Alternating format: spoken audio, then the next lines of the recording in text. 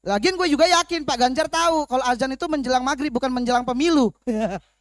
Jujur gue tuh dituduh jadi pihaknya Pak Prabowo. Padahal dalam hati gue emang awalnya gue tuh dukung beliau. Sebelum beliau berubah persona jadi gemoy. Walaupun Pak Anies blunder. Memilih Caimin menjadi cawapres. Itu salah satu yang blunder menurut gue. Kenapa? Karena Caimin ini menurut gue nggak cocok jadi cawapres.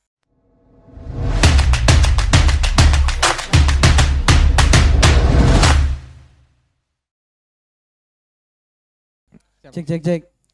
Oke. Assalamualaikum warahmatullahi wabarakatuh. Halo semuanya. Harusnya hiburannya terakhir ya, ini di awal loh. Ngeri loh ini. Ini gua nggak tahu nih, ini pada netral nggak? Netral nggak bang? Mau bahas tiga-tiganya soalnya ini, mau bahas aman ya, tiga-tiga ya. Tapi sebelumnya kita intro-intro dulu ya. Karena kan tahun ini emang tahun politik, sekarang sering ada banyak konten-konten politik juga gitu. Sebenarnya di tahun politik ini gue tuh agak kaget gitu karena sebelumnya belum ada tuh panggung-panggung stand up politik bang.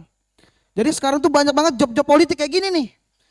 Aslinya gue nggak mau tahu tentang politik, tapi gara-gara tuntutan job gue jadi riset tuh. Ternyata politik di Indonesia ini lucu-lucu. Ini gara-gara riset politik ya, gue jadi tahu tuh kayak Eli Sugigi kader PAN, tahu tuh. Bedu kelilit pinjol. Bahkan Ucok Baba nyalek tuh, tahu tuh. Ya gue tahu dia mau mewakili rakyat kecil, tapi nggak secuil itu juga ya kan. Maksud gue kalau dia kepilih nanti kursi DPR-nya gimana bang? Masa ditambah papan kayak bocah mau cukur? Tapi nggak apa-apa, respect karena dia mau mewakili disabilitas. Tepuk tangan dong untuk Ucok Baba dong. Kenapa gue suruh tepuk tangan? Karena direkam. Ya. Tapi benar, lucu-lucu bang. Kita ini ya, fokus aja ya nih ya. Gara-gara riset politik gue jadi tahu kalau Pak Haritanu nyalek sekeluarga. Gue heran tuh kok bisa sekeluarga cita-citanya sama gitu. Gue pengen bilang emang boleh gitu. Tapi enggak, berarti kan nanti kan di masa kampanye ada nih satu momen di mana anak-anaknya dikumpulin satu-satu ditanya ya kan. Kayak misalkan 5 ngederet gitu. Nak kamu dapil mana? Aku NTT Pak. Apa janji yang kamu buat? Aku janji nggak pulang malam lagi Pak. Bukan yang itu. Bercanda kamu. Yang satunya lagi. Kamu dapil mana? Aku Jatim Pak. Ya papa masih hidup, itu yatim. Nah yang 2 udah ger nih. Yang ketiga nih, 3 nih. Visi misi kamu apa? Aku visi aku foya, misi aku foya. Visi misi foya-foya gitu ya. Malu tuh. Dan gara-gara riset politik gue jadi tahu juga nih. Ternyata pemilih terbanyak nanti itu bakal milenial ya kan. Kayak kita-kita semua gini. 52-54% tuh pemilihnya milenial. Akhirnya banyak caleg-caleg muda yang gak kompeten pada nyalek. Temen gue ada bang, dia tiba-tiba instastory foto dia jadi caleg. Padahal sebelumnya instastorynya suka galau, overthinking, ke psikolog. Gue jadi curiga jangan-jangan dia nyalek gara-gara disaranin sama psikolog gitu. Biar kamu gak stres, kamu cari kesibukan. Nyalek terlalu sibuk kata gue. Bukan takutnya gitu. Bahkan ada nih gue baca artikel, ada caleg muda yang nyalek padahal skripsinya belum kelar. Buset. Gagasan apa yang lo harapin dari caleg yang gagasan skripsinya aja belum di ACC dosen? Maksud gue kita gak butuh-butuh banget kan caleg yang fresh graduate ya kan? Tapi gue tuh berharap ya semoga kedepannya nih pemilu ini berjalan lancar ya, amin ya. Lewat talkshow-talkshow gini nih biar membuka pikiran kita gitu. Dan gue juga berharap pemilu cepat kelar. Karena gue udah bosan ngelihat baliho-baliho caleg capres di pinggir jalan. Pusing gue warna-warni ya kan. Gue sekarang aja kalau ngeliat pelang KFC gue kira baliho Pak Ganjar. Rambutnya sama-sama putih ya kan. Tuh kan. Pada takut lo, emang lo Ganjar lo ya, Ganjarian lo ya. Ini tiga-tiganya gue bahas aman. Nah gue lihat kayak kok PDI Perjuangan jagonya ayam, kata gue kan gak mungkin. Ya ayam suka digoreng, banteng kan enggak maksud gua. Sepertinya Ganjarian sini. Sedangkan saya dituduh sama orang-orang saya pro Prabowo. Gara-gara di YouTube-nya Kaisang. Padahal itu kerja bang, itu kerja, saya masih netral. Aman. Iya nih, ini aja ungu tuh kan. Ungu itu apa coba artinya? Si ungu. Enggak, tapi gue mau bahas tiga capres kita ya. Ini biar adil ya. Setuju nggak? Tapi jangan ditahan-tahan. Jadi kalau gue bahas capres-capres ya udah amanin gitu. Nah sebenarnya gini premisnya ya. Gue tuh nggak apa-apa tiga capres ini mau kampanye pakai cara apapun nggak apa-apa, sah-sah aja. Asal jangan masukin momen-momen yang nggak cocok dimasukin politik. Baru-baru ini Pak Anies sama Cak Imin dia menjanjikan kalau kepilih nanti dia bakal selamatin Palestina. Maksud gue orang Indonesia disuruh nyelamatin perang bang. Kita ada kecelakaan aja kita tontonin ya kan. Gimana yang kena rudal? Takutnya ada yang kena rudal malah dikasih teh anget sama dia. Terlalu muluk-muluk janjinya makanya diselpet sarung ya kan. Itu baru Pak Anies. Yang kedua tuh Pak Ganjar udah pakai isu kemanusiaan, ada lagi isu agama. Kemarin booming lah ya dia yang di video klip azan ya kan. Banyak yang bilang dia politik identitas. Itu gua nggak setuju. Kenapa? Karena ya wajar dia di video klip azan karena dia kan Islam ya kan. Lagian gue juga yakin Pak Ganjar tahu kalau azan itu menjelang maghrib bukan menjelang pemilu. Lagian kalau mau terlihat alim di umat Islam mah nggak usah repot-repot video klip azan. Itemin aja jidat lu ya kan. Kelihatan alim ya kan. Jadi pas Pak Ganjar sujud, kuatin Pak, jedak gitu, item. Sahabat Nabi aja respect tuh jadi sahabat Ganjar dia. Jujur gue tuh dituduh jadi pihaknya Pak Prabowo. Padahal dalam hati gue emang awalnya gue tuh dukung beliau. Sebelum beliau berubah persona jadi gemoy. Gue pikir wah Indonesia butuh nih presiden yang tegas, keras dan ditakutin ya kan. Tapi pas jadi gemoy itu gue ya Allah. Pernah kan ngeliat rekamannya yang lagi diwawancara dia keluar ruangan tuh kayak. Ya Allah. Image Kopassusnya luntur bang. Gue langsung gak percaya tuh gosip-gosip tentang dia yang pernah nyulik aktivis gak percaya gue. Kayaknya kejahatan paling berat dia tuh lupa tidur siang kayaknya tuh. Iya dari Prabowo Subianto ditakutin jadi Prabowo Cabianto. Maksud kayak temennya Cipung ya kan. Takutnya pas pampresnya nanti Susrini lagi. Asik gue ngeliat dia kayak begitu ya. Ya Allah bawanya pengen negor bang. Wow nono. Tepuk tangan dong. Nanti dikiranya gue nyerang. Tiga-tiganya adil. Tiga-tiga adil. Kita bahas cawapres. Ya kan. Sebenarnya tuh dari semua tiga presiden ini bagus. Capres kita itu bagus. Walaupun Pak Anies blunder. Memilih Caimin menjadi cawapres itu salah satu yang blunder menurut gua. Kenapa? Karena Caimin ini menurut gua nggak cocok jadi cawapres. Dia cocoknya jadi menteri atau apa gitu. Kenapa? Dari track recordnya deh di antara cawapres yang lain gitu. Caimin ini menurut gua track recordnya aja agak digosipin tuh keras banget. Dia digembar-gemborin katanya anak didiknya Gus Dur, ya kan? Bahkan waktu kecil pernah diajarin main bola sama Gus Dur. Tapi sekarang pas sudah jago malah Gus Durnya digocek.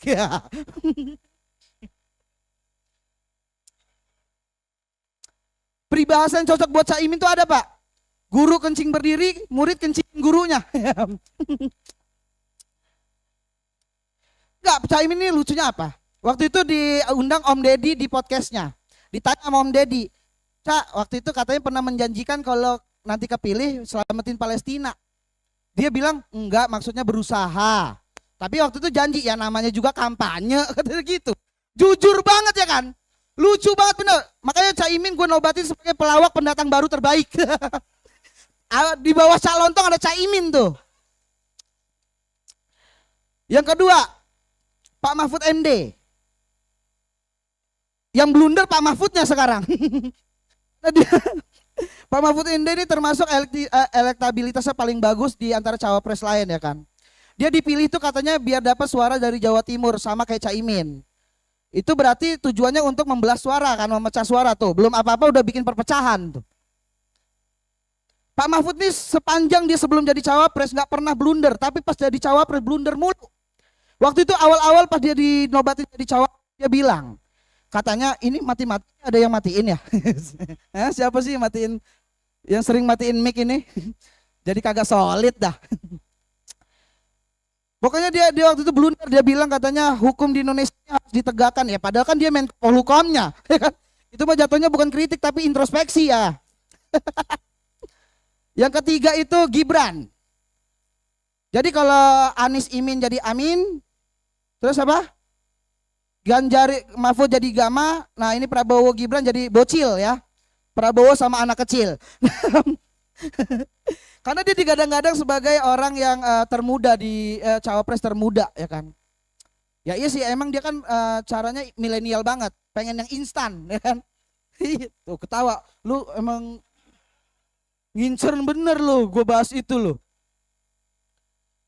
Ya banyak yang bilang dia katanya itu politiknya itu politik dinasti. Ya sebenarnya dinasti nggak apa-apa kata Pak Prabowo kan. Tapi gue mau ngomong sama Pak Prabowo gitu. Walaupun dinasti nggak masalah, tapi pemimpin yang baik itu adalah pemimpin yang dinanti bukan dinasti. Tenang aja. Udah biasa ini jokes-jokes kayak gitu mah. Emang dari keluarga sana mengiyakan kok. Politik ini memang berat Pak, berat banget. Janji-janji capres juga menurut gue terlalu muluk-muluk. Kita bahas janji-janji 3 capres kita ya. Yang gak gue setuju adalah gini.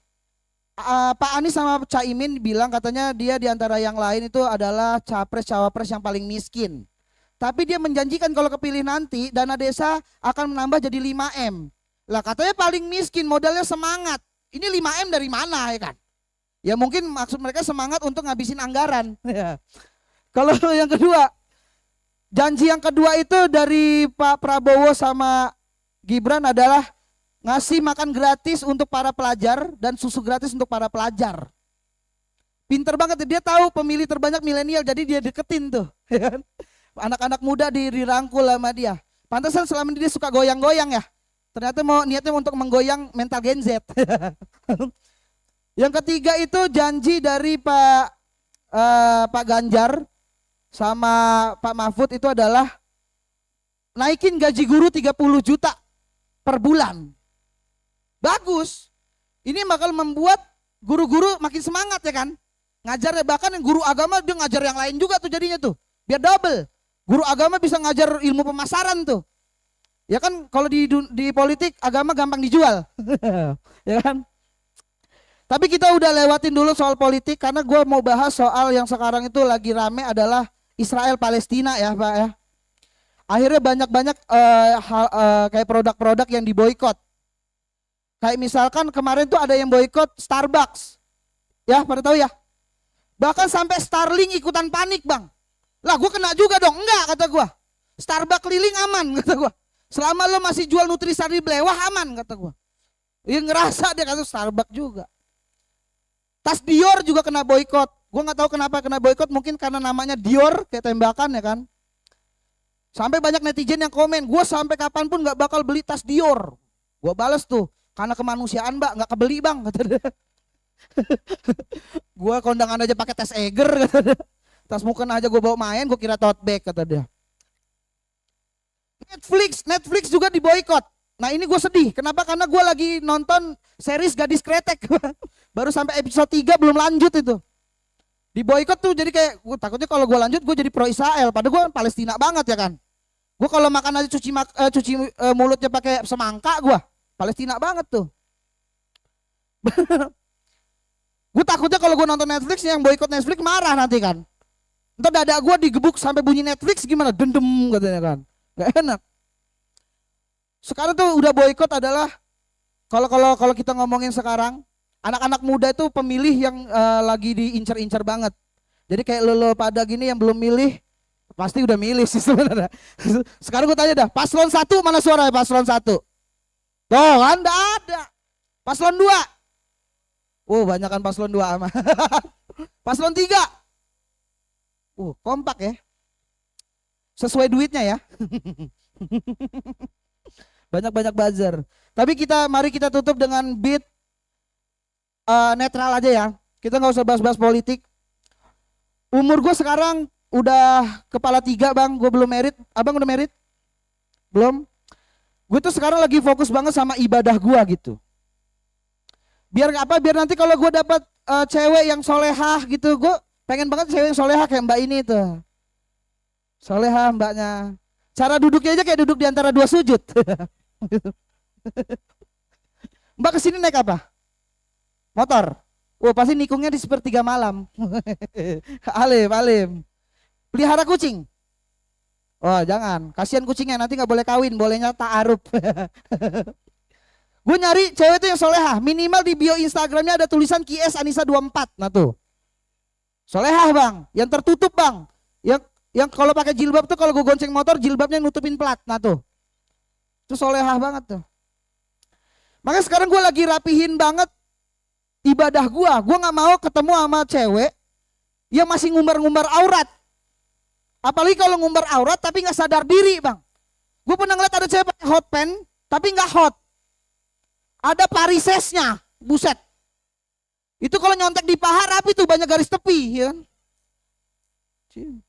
Sekalinya nggak terbuka dia pakai legging tapi ketat banget bang. Kayak peraturan kantor ketatnya tuh. Udah tuh leggingnya motifnya koran. Giliran dibaca marah. Ya Allah marah. Gue juga nyari cewek tuh yang natural, mbak make up ya. Make up ya, gue nyari yang natural gitu. Gue nggak suka yang bedak tebel-tebel kayak buku telepon tuh, nggak suka tuh gue tuh. Digampar ngebul itu bang tuh. Pokoknya yang alis itu biasa aja, jangan alisnya nyambung kalau diajak ngobrol tuh. Alis tuh tebel-tebel kayak dilukis sama Ustadz Solepati, nggak suka gue tuh. Apalagi mantan gue kemarin bang, dia minta tanam bulu mata, kata gue siapa yang mau nyiram kata gue. Akhirnya bulu matanya sekarang gondrong banget. Dia sekali ngedip bisa nyetopin angkot tuh gini. Gue sekarang ibadah gue kuatin banget. Gue sekarang kalau sholat tuh gak cuma di rumah, di masjid juga. Lo sholat berjamaah di masjid gak lo? Wah gak tahu, bukan Islam sih ya. Oh bukan. Kendalanya sholat berjamaah di masjid, gangguannya banyak. Gue tuh paling sebel kalau sholat di samping orang yang suka naruh barang di sejadah, tahu? Kayak naruh jam tangan gitu. Tahu ya, kunci motor, helm, jok kan. Dirakit lagi jadi motor sama dia. Masalahnya gue yang di sebelahnya jadi nggak fokus. Gue pernah bang lagi sholat nih, di samping gue ada yang naruh HP begini nih. Nih HP taruh di sini nih, set. Yaudah gue sholat kan. Nah di tengah sholat tiba-tiba HP-nya bunyi ceting, ada WhatsApp masuk. Ya sebagai orang Indonesia yang baik ya gue kepo ya kan. Ayang embeb lop biru. Kamu di mana? Tanda seru, wih marah. Karena kalau nanya kan kamu di mana? Tanda tanya ya kan. Ini kamu di mana? Wah tuh. Ya udah gue kan tetap sholat bang. Masalahnya gerakan sholat kan makin lama makin ke bawah ya. Jadi pas ruku makin kelihatan tuh. Kok nggak dibales sih? Wih makin marah. Gue sholat lanjut tuh salut. Pas duduk tuh. Kalau nggak balas kita putus, buset. Gue liat abang sebelah udah, kok putus? Gue lanjut sholat tuh bang, set, Allah Akbar. Bener, maafin aku nggak tahu love you, wah baikan. Mungkin dia balas pas lagi sujud, aku lagi sholat sayang, aku lagi. Maksud gue gini, wah lagi azan lagi ya. Ini terakhir ya. Apa maksud lo naruh barang di sejadah, lo nggak takut ada maling apa gitu? Karena kan maling mikir, wih orang lagi sholat, gue bisa gue ambil barangnya nggak ngelawan ya kan. Kecuali yang sholatnya imannya nggak kuat kayak gue. Gue kalau gue yang di kayak gitu ya, HP gue diambil bisa gue cegah bang. Lagi sholat, mau maling lo ya, enak tuh. Nah ini gimana yang sholat nih yang imannya kuat banget bang, yang jidatnya itu hitam-hitam. Dia kan pasti mikir, wih kalau barang diambil dia nggak bakal ngelawan karena bakal diganti Allah ya kan. Dia sholat Allah, HP-nya diambil, ya Allah. Hamba yakin Allah akan menggantinya. Kunci motor diambil, ya Allah. Allah gantikan ya Allah. Gak lama dia dengar motornya hidup, kayaknya gak diganti sih ini. Oke sekian gue dari Ate, terima kasih. Ini kan direkam ya, jadi tolong yang tadi tuh bisa agak dipotong-potong. Gue takut bahaya ya, tapi apapun itu semoga demokrasi di tahun ini bisa berjalan lancar, amin. Amin. Jangan ada gontok-gontokan walaupun gak setuju sama paslon yang satu, tapi kita tetap bakalan jadi bangsa Indonesia sampai 5 tahun ke depan ya. Amin. Oke sekian gua Ate, terima kasih. Oke, aplaus yang meriah untuk Bang Ate, thank you Bang Ate ya.